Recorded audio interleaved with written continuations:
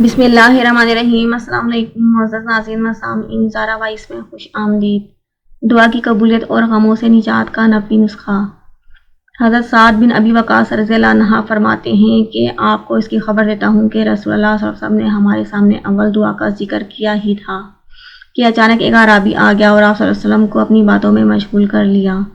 بہت وقت گزر گیا، اب حضور صلی اللہ علیہ وسلم وہاں سے اٹھے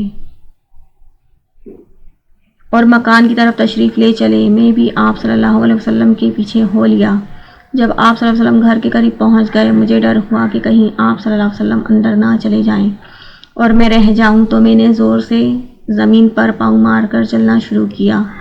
میری جوتیوں کی آہٹ سن کر آپ صلی اللہ علیہ وسلم نے میری طرف دیکھا اور فرمایا، کون ابو اسحاق؟ میں نے کہا، جی ہاں یا رسول اللہ صلی اللہ علیہ وسلم، میں ہوں۔ آپ صلی اللہ علیہ وسلم نے فرمایا، کیا بات ہے؟ میں نے کہا، حضور صلی اللہ علیہ وسلم آپ نے اول دعا کا ذکر کیا تھا تو وہ اعرابی آ گیا اور آپ صلی اللہ علیہ وسلم کو مشغول کر لیا۔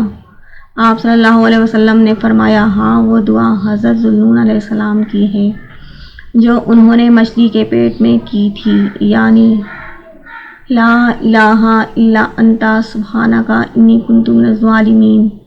سنو، جو بھی مسلمان کسی معاملے میں جب کبھی اپنے رب سے یہ دعا کرے، اللہ تعالیٰ ضرور اسے قبول فرماتا ہے۔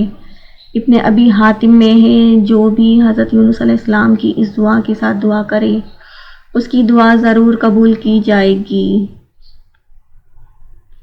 حضرت سعد بن ابی وقاص رضی اللہ عنہ فرماتے ہیں، میں نے کہا، یا رسول اللہ صلی اللہ علیہ وسلم، حضرت یونس علیہ السلام کے لیے ہی یہ دعا خاص ہے یا تمام مسلمانوں کے لیے عام ہے؟